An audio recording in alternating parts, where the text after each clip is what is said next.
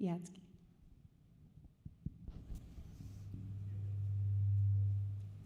me and you, I think. Check. All right, there I am. All right, we're going to go ahead and get started on the business meeting. Thank you for sitting in the back. Appreciate you here. We have about 20, 25 people attending online. And so I'm going to go ahead and, Trevor, would you come on up here and take Angie's mic and begin us in a word of prayer today as you eat your chips? We caught you right mid-chew. No, you can just pray. Yeah. Okay. All right, let's pray together.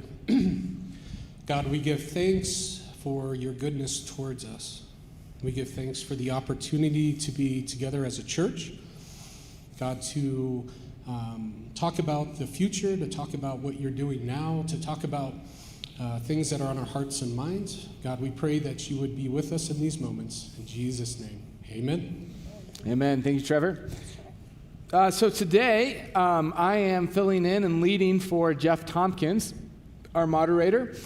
He is in Texas hanging out with kittens today. Just kidding, he's not really there. He's actually in Seattle visiting Chaz, and that's the truth. And so, no, he got a brand new job at Zillow, and so he's up there doing some training this week with them. And so Angie and I are going to lead the business meeting today as we do this. So a couple of things as we get started today. If you have the ability to be digital, that will be helpful. If not, we'll just do a raise of hands inside online. We'll have you vote online. And so we have a couple of votes that we need to get to today. And then we will talk a little bit through some Fort Lupton stuff, as well as where we're at as a church. And then at the very end, we'll open up for questions, all right? So, and then we'll be watching online. If you're online, we'll be watching the chat room. If there's any questions, Pastor James is on there, and he can help answer those, and then others will get to us as well. So that's how we'll do this today. So first up on the docket, in terms of I'll just run through all the things that we're voting on, and then we'll take a vote in unison on this. And so the first thing is the minutes. So hopefully you all received the minutes through email over the last couple of weeks. We've put them out there so you can see all the stuff that you need to see. I think we had a couple of printed copies as well if you're in-house, but you can take a look at those. And the two big orders of business today that need voting on from the church is, first and foremost, we have council members that we need to vote on. So every October, we vote on council members that will start serving in January. And so the reason that we do it in October, or in this case, early November, is so that we can bring them up to speed on how council works, kind of indoctrinate them in the way that we do things, and then they're ready to run in January. And so all of our members of church council are being elected today. And specifically, there are 3 new ones. And so there's a few things that are happening in church council. We're actually moving the church council to 9 members, from 13 to 9 members. And the people who are largely rotating off that aren't being replaced are staff. And so through over this last year, one of the things that we discovered when it comes to the church council and the way that it's run is that we've always had 6 staff people and 7 lay leaders. And the reason that we did that is so that lay leaders would always outweigh staff people. But as we went down this road, we considered the reality that if the pastor has just one other vote, lay leader vote, then the church council can be swayed that way. And so one of the things that we've looked to is removing the staff. And so they've all been on long term. And so they'll all be rotating off at the end of this year in December. And I will have the only staff vote on church council. Now, Angie and Pastor Chris, who's my successor, will sit on the board so that they understand what's going on and have a voice to what's going on, but they'll be non-voting members. And so the way that looks then is we have our 5 remaining members on church council who have served this last couple of years, and then 3 new ones. And the 3 new ones that I want to tell you about is first is Stu Jackson. Stu Jackson has been a part of this church for many, many years, has had kids that were raised in this church, and over the last year, he actually applied for the church council, and there were some things in terms of other people who applied and all of that. And so as it came back around this year, we thought Stu would be a great addition to our church. He's on board with the vision moving forward and is excited to serve. The second person is Melody Ambrose. Melanie is here today, sitting next to her husband, Tom Brady. And Melody serves in a variety of roles here at Crossroads. She serves in the friendship class as kind of the, Tom's the face, right? Tom's the party, and you're the one who makes it go. Is that the way that it works? That's the way it works, Melody. And so Melody runs really the backbone of our friendship class, which is our 55-plus class that's meeting at Northglenn right now. Her and her husband also serve as greeters. She's been intimately involved in the finances of this church for a long time, and so she's stepping up and serving as a new church council person. And then the third person that we've asked, my Sunday brains. Corey Ard. Yes, Corey Ard. Thank you. Where's Corey Ard at? He's out today. So Corey Ard had served for a long time as our diaconate captain at our Northglenn campus. Moved up here with COVID. He still serves on the greeting team with Trevor and is really involved in this church in a lot of ways. And so we've asked him to come on board as well as the church council. And so all 3 people that we're bringing on have longevity here at Crossroads. All 3 are members, and all 3 we think will be really good additions to the church council. And so we're going to go ahead, and one of the things that we need to do is vote on them today. So I'll pause there. Any questions in terms of church council things before we move on to what's next?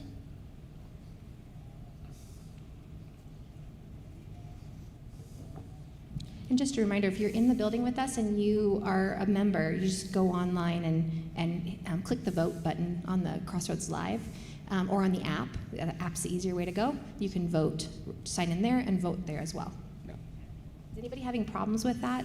We just want to make sure we don't miss anybody's vote. Okay.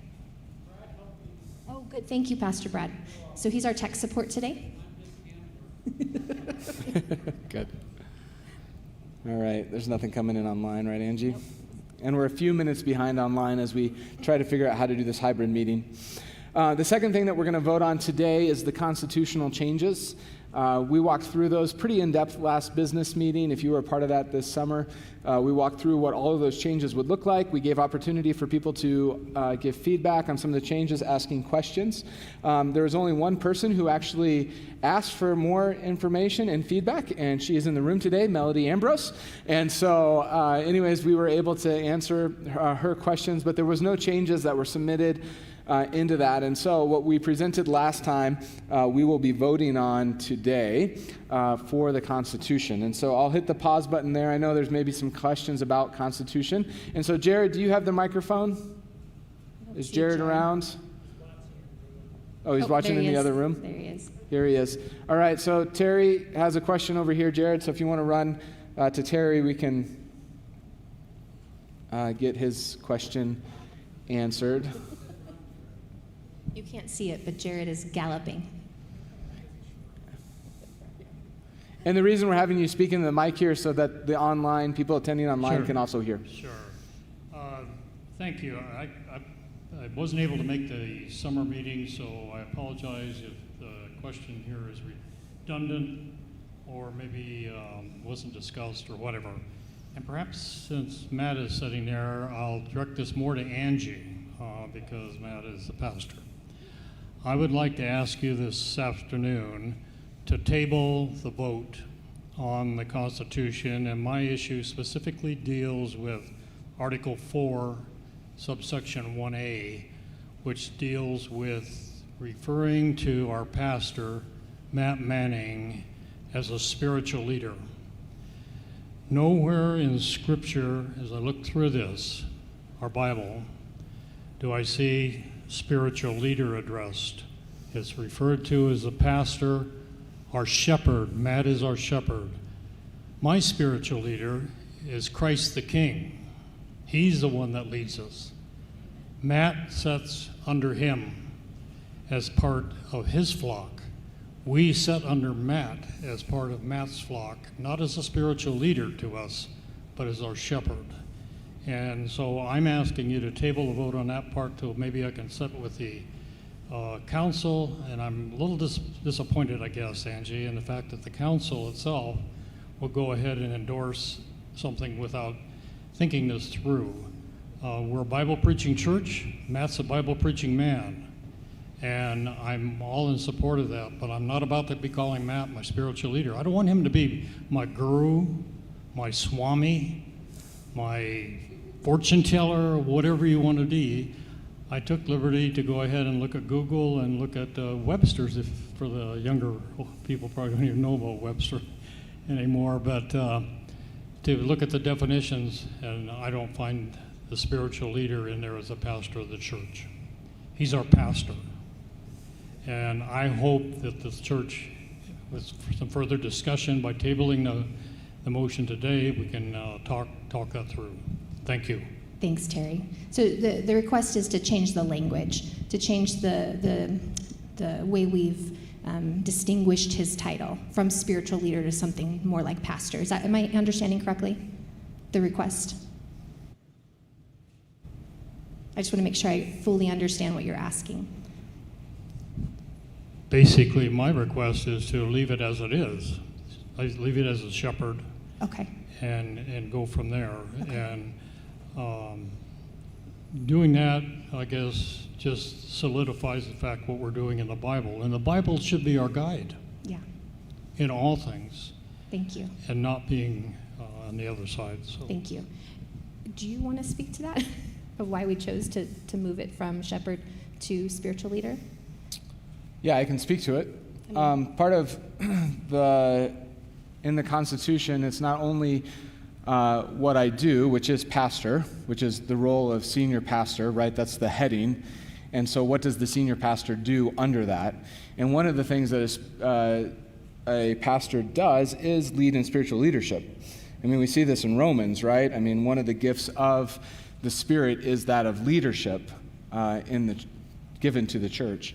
And one of the things that we would look for in terms of the church council as we move in whatever direction of senior pastor when I'm through would be someone who would demonstrate the gift of leadership in this church. And so as we look at the Constitution, the heading is is senior pastor, shepherd, elder, presbyter. Those are all the words that are used to describe what Terry's talking about. And under that heading then is what is the role of that look like, spiritual leader being one of those. And so that would be where the understanding of that comes from in terms of why we chose to do what we did with that. So I believe in a request like this, I would need a second motion to, okay, so I think what we'll do here today is, Terry, I would need somebody to motion to pause the vote on the Constitution. Then I would need somebody to second that motion. And then at that point, if we have a second, then I will take that motion back to Church Council, and at Church Council, we'll decide how we move forward, and then we'll bring it back to the congregation membership at the following business meeting. So Terry's made a first motion. Do I have a second motion in the house or online? We might have to wait for a minute. Okay, so we've got a second motion from Jean. So what we'll do is Well, the next thing then would be we have to vote in-house, that's a right. vote in that So space. we'll vote here, since we've had a first and second motion, what we'll do is we'll vote here and online on whether or not you want us to take this motion to pause back to the church council. It's a little confusing, but so right now what I'm asking you to do is vote to pause and take it to church council, since we've had a second motion. So in the House, I'll ask for hands. I think that's the best thing to do. Online, Michelle, what's the best thing to do online?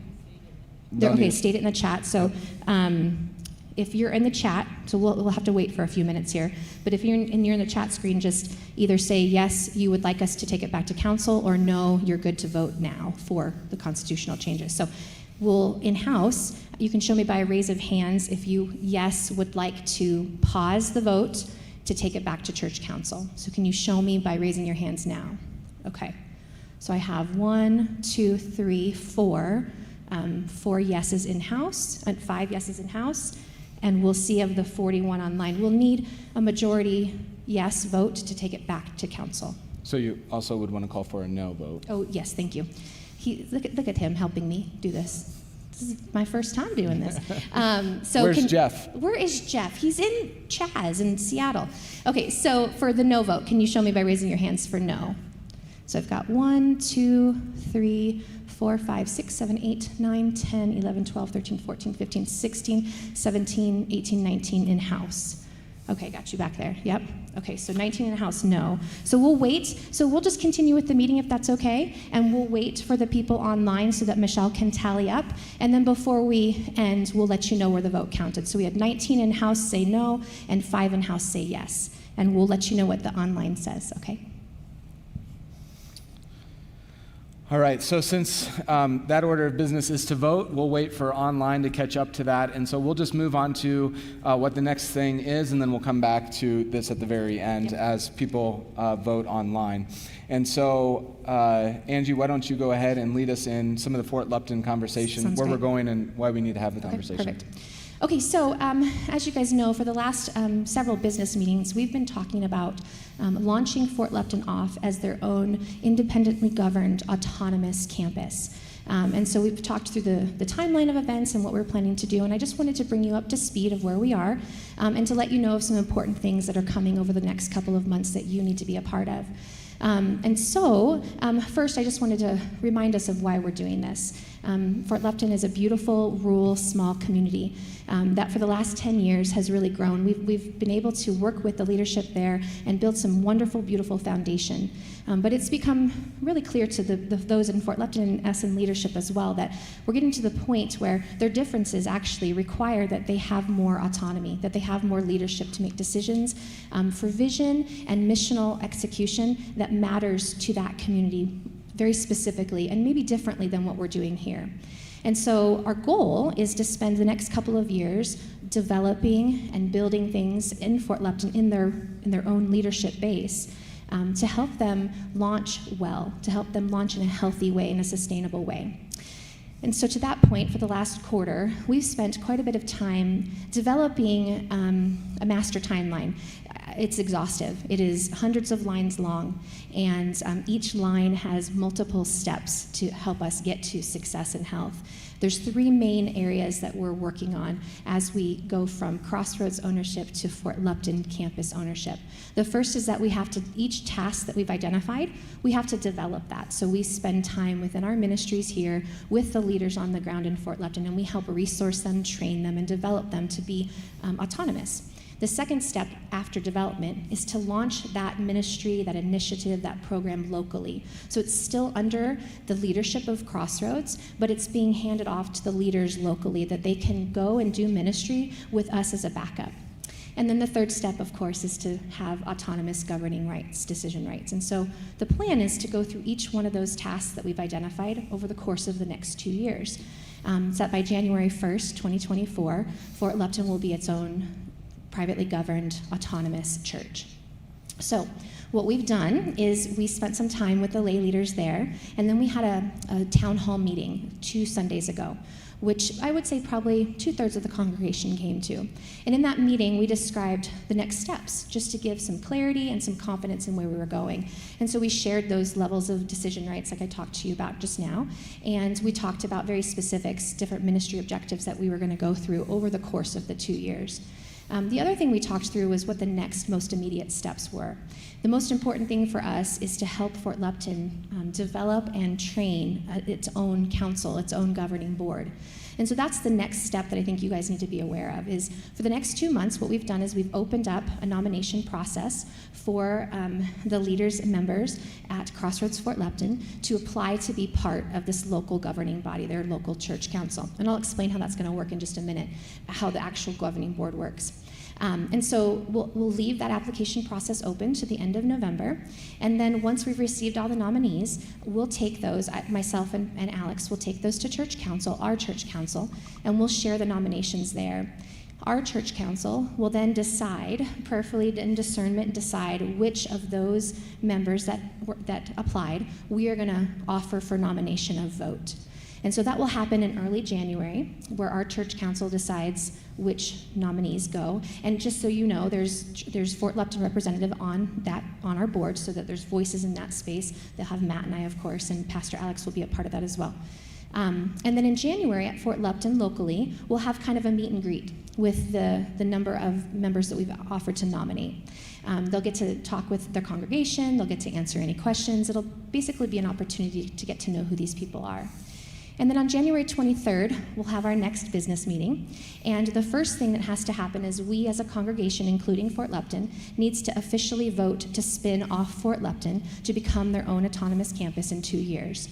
Assuming that vote is a yes, Pastor Matt and Jeff will be here running that. I'll be at Fort Lupton and we'll stream the business meeting in. Assuming that that's a yes, then I will hold an immediate secondary meeting for the church in Fort Lupton, and we will then vote to, those nominated members will be voted into leadership. And so if that all goes to plan, then by the end of January, we'll have our own governing board in Fort Lupton. So it's important to understand how that works a little bit, because they won't be fully autonomous at that point.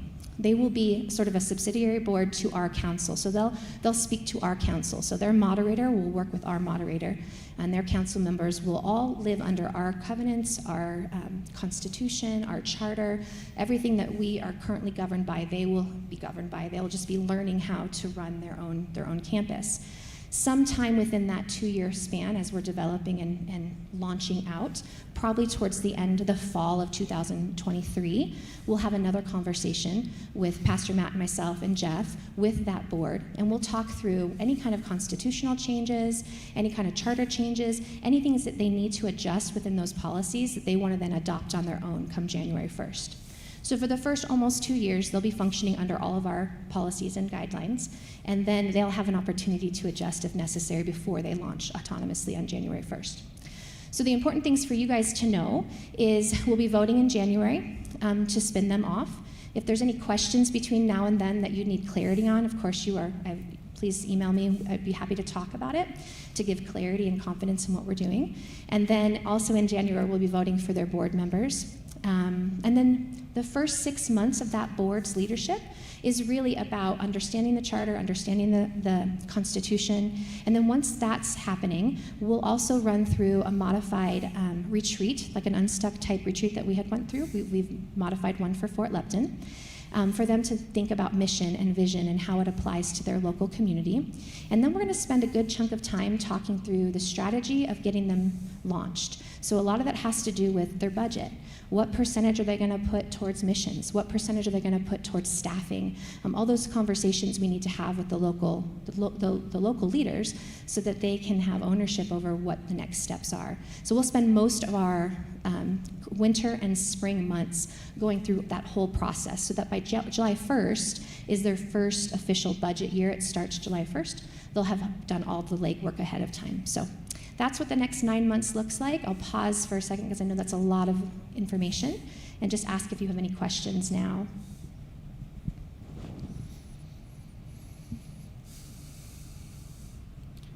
Any questions on Fort Lupton? Okay.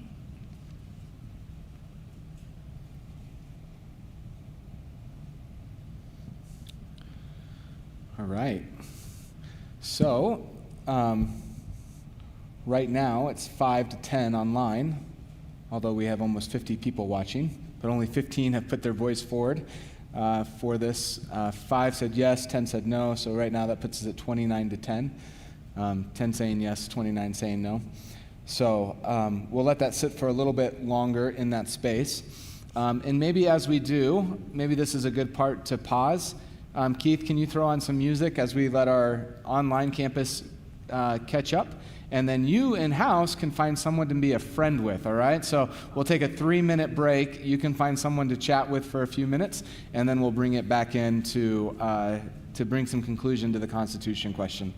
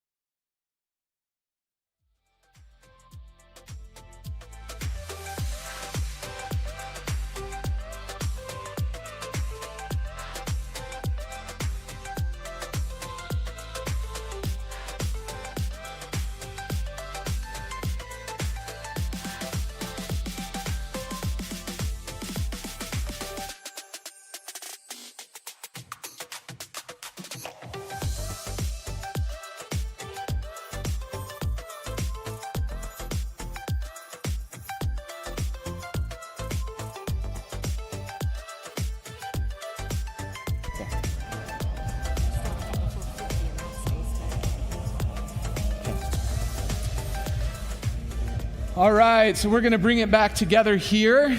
And as we do, a couple of things. So if you have not checked in online, if you're in-house and you have not checked in online, can you just raise your hand real quick if you haven't checked in online?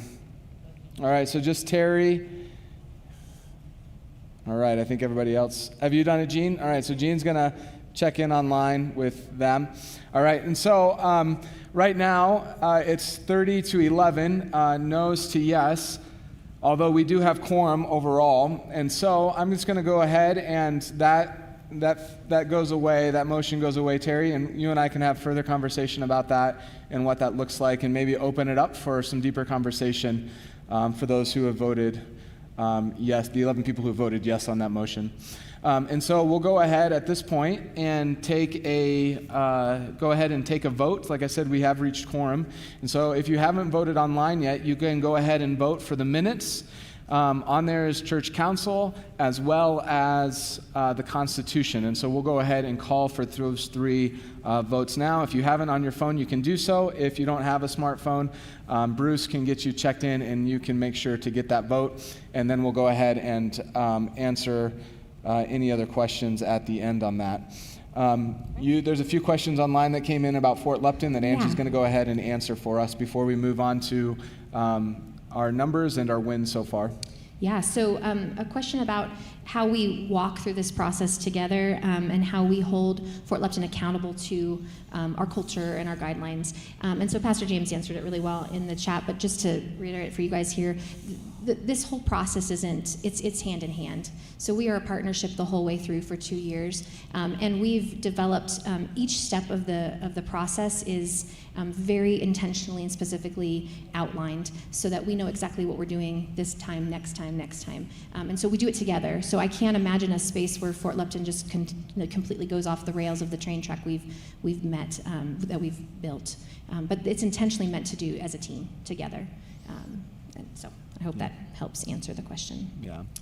The other question that came in online from Jim Serlo is just something I forgot to mention at the beginning that we've been doing a pretty good job of when we've all been online, but we are running about 1:45 behind, so 1:45 seconds behind online than you are in-house for that. So with that said, as those votes are happening, we'll go ahead and move on to the part of our business meeting where we're going to speak a little bit to the numbers and some of the stories. And so Angie, do you want to get us started on that? So every quarter we bring to you our organizational goals that we're trying to accomplish in the next 5 years, and I can safely say that we've improved each one of those organizational goals with the exception of launching 2 new churches.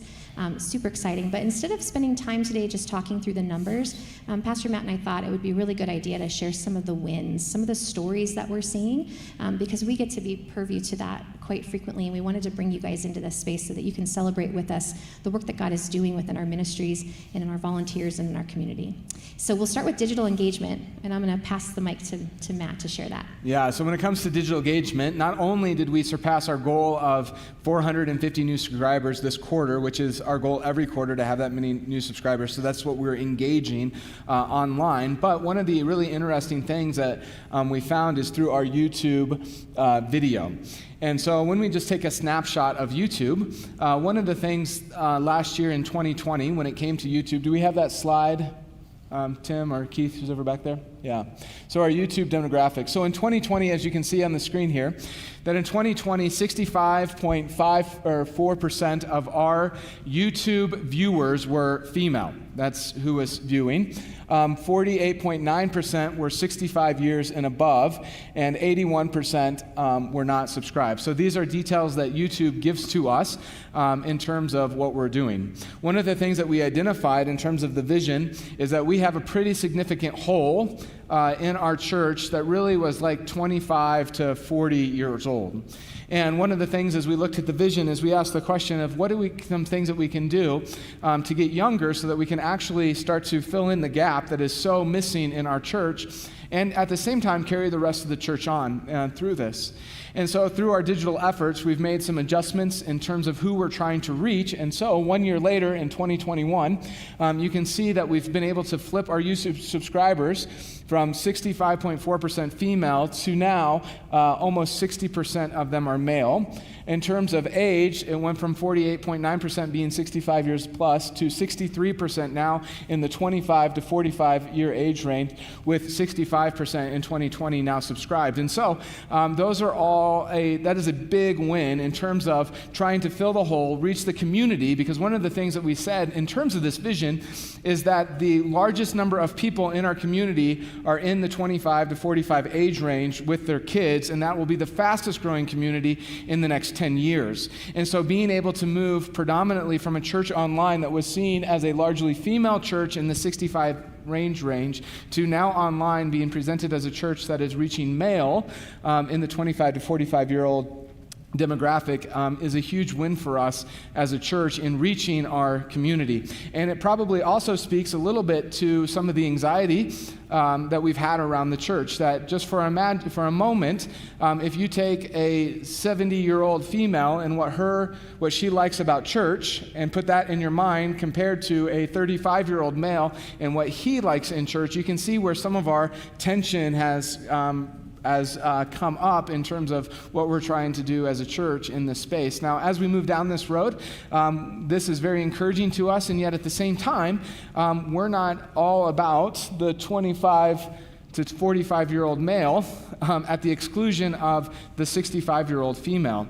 And so we're going to continue to work on, because part of our vision is being a multi-generational church. But in terms of YouTube, of what this looks like, this is a significant change in terms of our evangelism efforts in the digital space. Yeah, it's awesome. Yes, Yeah. Thanks. You can always count on Brad. Thanks for cheering that on. So I'm going to go back oh, Terry, yes, did you have a question? Or no, Jean, yeah.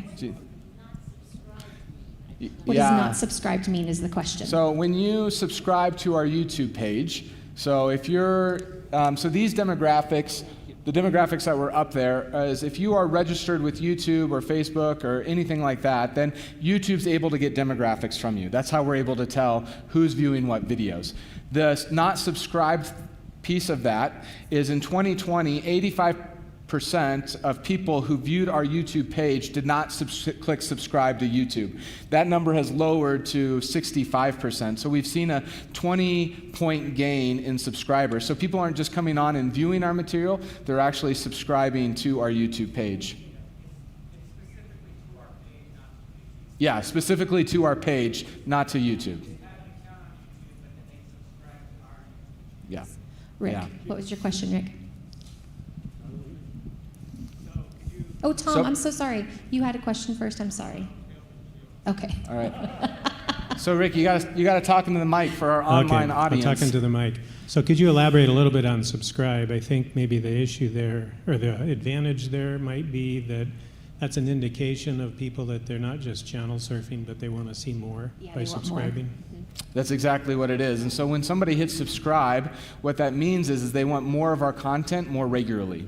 So when a new video posts, they would be notified that video is posting on YouTube, as opposed to swooping in, seeing what we have, and then leaving. So our understanding, or the way that we're approaching it, is when somebody says subscribe, or when somebody joins our Facebook page, or someone, what's the Instagram lingo, Michelle? When you follow on Instagram, those are indicators to us that people aren't just kind of swooping in and seeing what we're doing, but they're actually going, we want more of what you're providing for us. And so seeing the significance of that number move down is important to us, because it means to us, it's saying to us, not only are people viewing our content, but they want more of what we're putting out. What's really exciting is when we go back a step and we look at our outreach engine, Trevor's team and the 4D stuff, and what they're trying to encourage people into. They're trying to encourage them not necessarily into our building, although that is always the invitation. It's into innovation. It's into watching our stuff online, getting to know us a little better. And our number one videos generally watched on any given week are our sermons. And so what we can tell is that the demographic we're trying to look for is actually watching our sermon content, which is really really incredible. And I think it drives the next thing we're going to talk about, which is inviting 5,000 neighbors. And how we qualify that, of course, you guys, I'm sure you remember, is just the new faces that we see come in this door through our New Next Jesus process and a variety of other smaller areas to come in. And so again, we've increased this year, this quarter. We had 144 new families come this last quarter, which is, yes, that's amazing, incredible.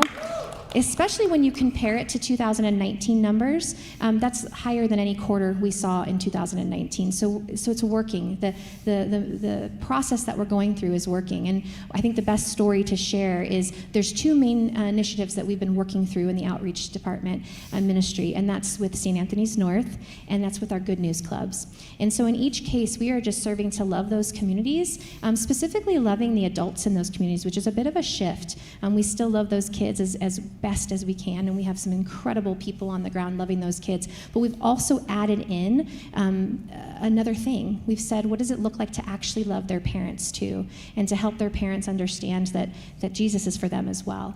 And so first with Good News Club, Pastor Trevor and Laura Brazzachini and a ton of other volunteers have come together and built some really beautiful things where we're teaching the kids every week. It's a beautiful discipleship program, and we've also invited their families into that. So we've had pizza parties, and we invited them to our patio party this last weekend. And there's other things coming up, the drum circle that we'll be doing here as well. And so we're just creating all these opportunities for not just the child, but for the entire family to engage.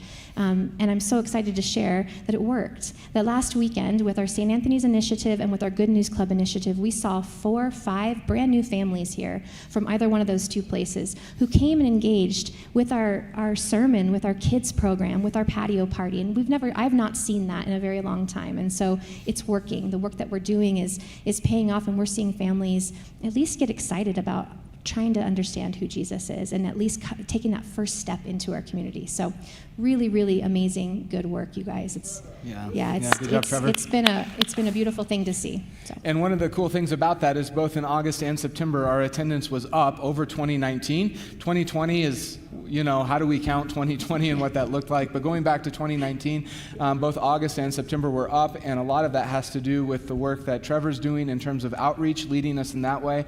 Michelle and her team leading in the digital spaces and creating opportunities in-house for people to engage in our church services. And so we continue to be excited for that. The next statistic up here is baptism, and as you can see, we have 9 new baptisms. And the two cool things about baptism is one is that we've had a significant amount of kids being baptized, which ties right to our vision, right? That part of our vision is to make disciples of the next generation, our kids and our grandkids. And so we're watching that happen regularly over the course of this quarter. So in this quarter, we had 12 weeks. 9 of those weeks, we had somebody being baptized. And the way that we're doing baptism right now is very carefully, because if in COVID world, people don't want to follow another person into the water, right, and get all of those germs on there. Trevor never wanted to be that person, but now really in COVID world, nobody wants to follow. So a baptism a week, and we've been seeing 9 of the 12 weeks where we baptize someone. I think the most significant story of baptism is the story of Rachel. If you don't remember Rachel, we baptized her about 6-7 weeks ago, and she is a picture of our community. She's a young mom, and she has 2 kids, and one of those kids is a special needs student who is actually dying of brain cancer. And it was in the midst of that hardship. I mean, sin knows no bounds when you think about that.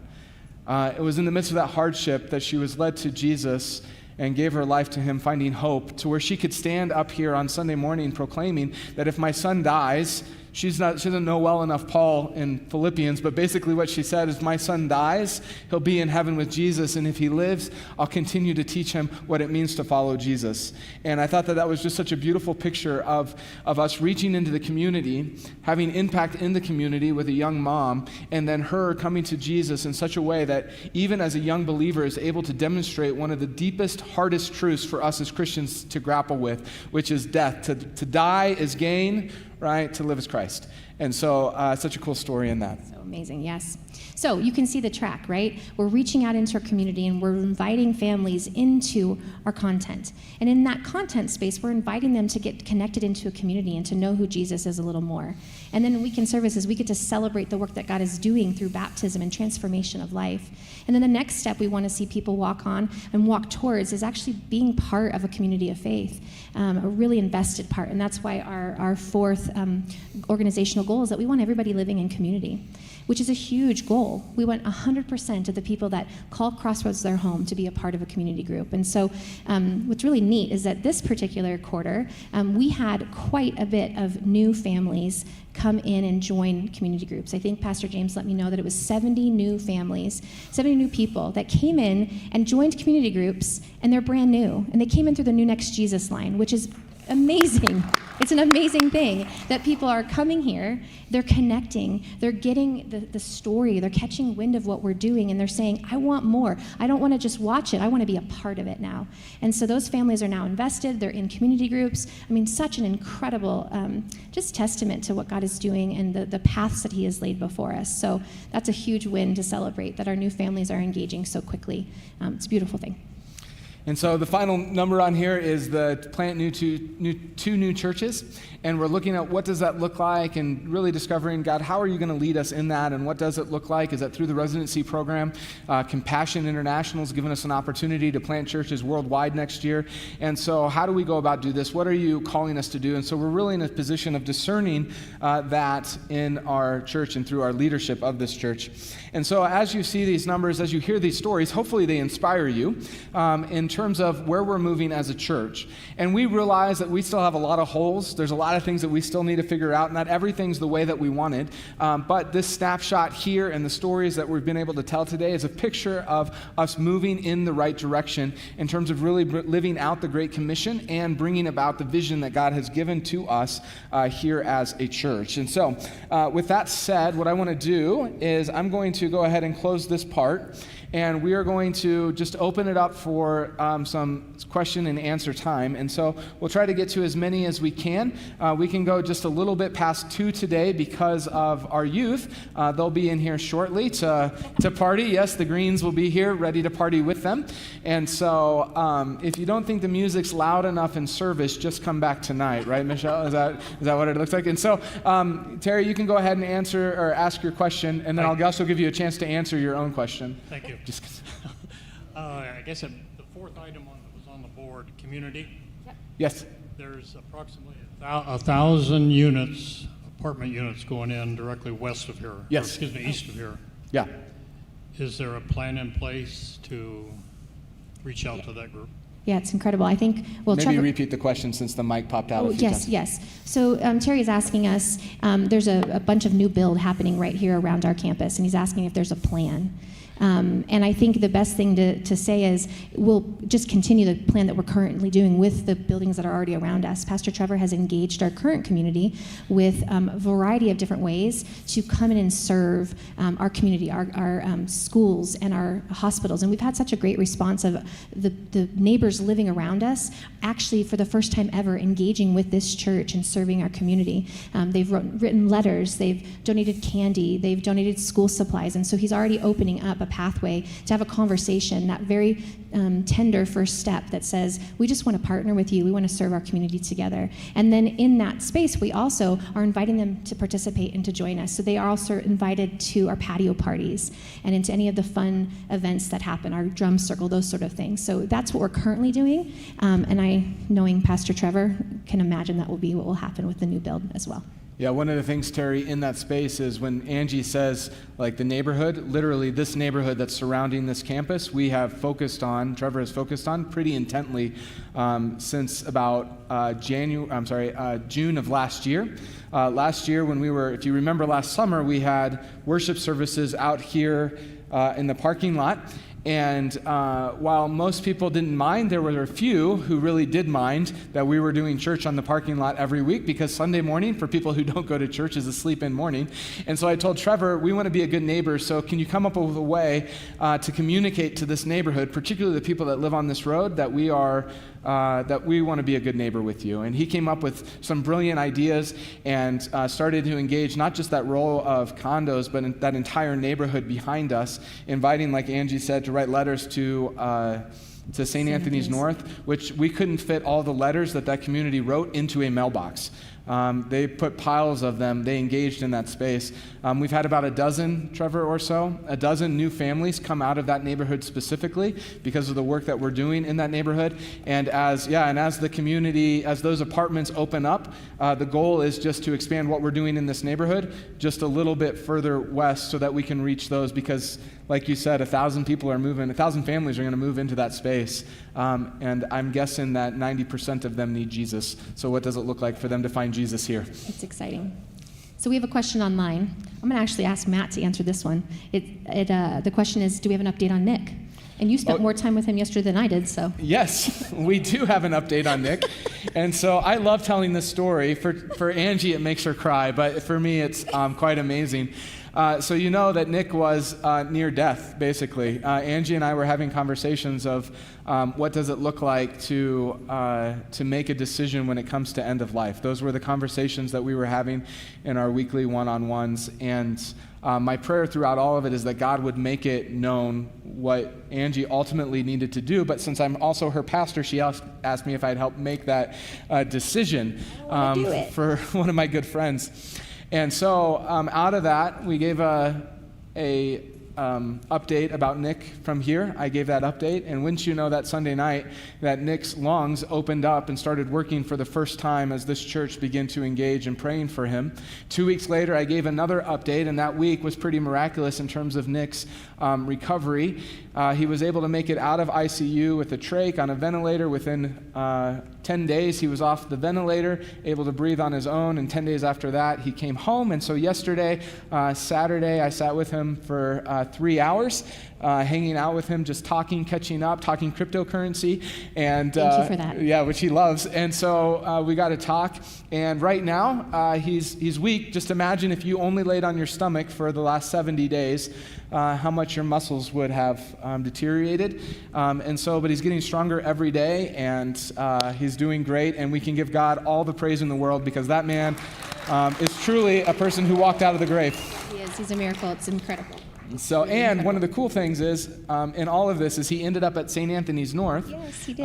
Where we were doing this ministry. And as I was serving candy at the candy drive, I don't know what to call it. COVID has delivered some really funny things to us, right? We did this thing at St. Anthony's North, giving away candy, and it's literally a drive-through candy grab is what it ended up being. But some of the nurses stopped by just to tell how important it was for Crossroads to be engaged in their lives, and all of the nurses asked about Nick because they felt like they were fighting for us in terms of Nick being at that hospital. Like we had reached out to them in love, and they wanted to return that by sending Nick home to us. And so many who had been on that COVID hallway, who had worked with Nick, have been cheering him on from the hospital. And so God is so cool in so many ways in that space.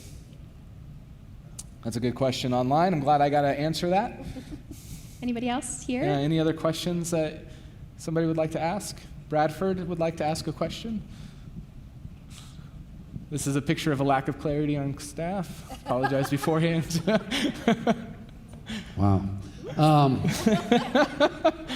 What do you need now, Angie? I'm sorry? What do you need now? Oh, that goodness. Nick's home. How can we serve you, and how can we be praying? Oh, thank you, Brad. That is such a beautiful question.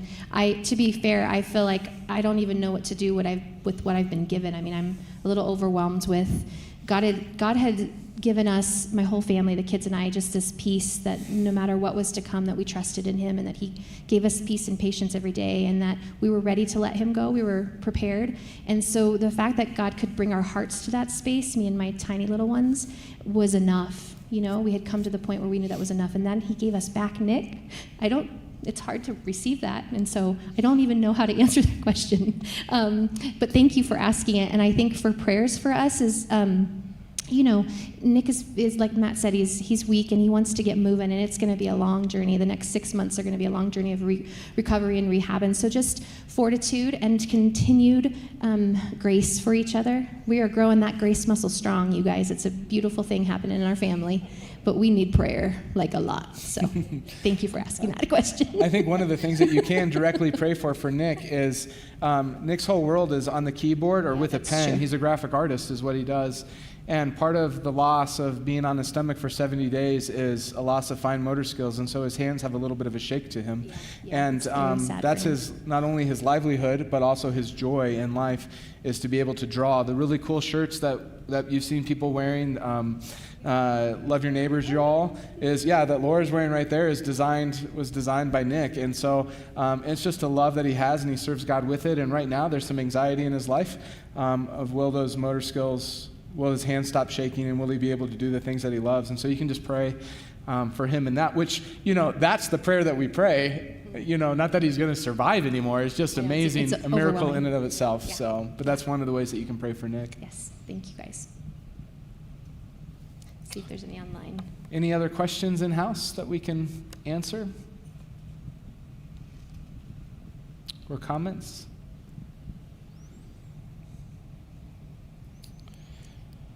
All right, if not, we will go ahead, and you are free to leave in-house. We'll leave this running for 5 more minutes for online to catch up in case they have any other questions online. So if you hear us talking again, that's what's going to happen, but we'll plan on closing this place in prayer right up at 2 o'clock, all right? So Keith, turn on some music for us, and Angie and I will hang out until this is all wrapped up.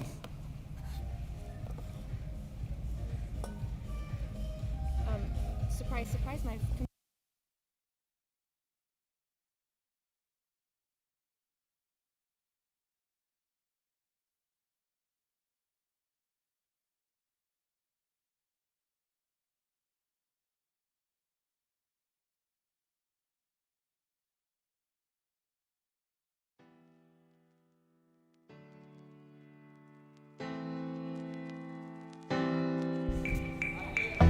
Okay. Hey, so as the music's playing, as we wrap this up, I wanted you to know that we did have quorum online. All 3 things passed.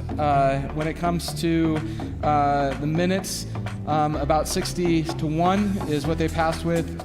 Church council was unanimous, and then the Constitution was 60-3. And so that's where we had some people who abstained from voting in that, and so that's where those have landed. So I said 2 o'clock, but nobody online is doing that, and so I'm going to go ahead and close this in a word of prayer, and then we'll be done for today. And Father, we are grateful, Lord, for what you're doing in this church. God, we're grateful for the people who have attended online and in-house, and even though this is a little clunky, trying to do a business meeting hybrid, we are grateful for the opportunity through technology to meet together like this. God, we give you all the praise in the world for how you're moving in this church and how new life is springing from the lives here, God, that you are bringing your hope and your joy into these spaces through people who are so in need of you. God, I pray that we would keep our eyes focused on you, what you've called us to do, and Lord, that as we walk, Lord, that we would walk boldly in the path that you've set before us, knowing that in your will is the best place that we can be. God, we thank you for the love that you show us, the time that you give us, and Lord, the grace and mercy that is ours every morning. It's in Jesus' name that I pray. Amen. All right, thanks for being here. Angie and I will be up front. If you want to ask us any questions personally, we'd be glad to talk for a few minutes.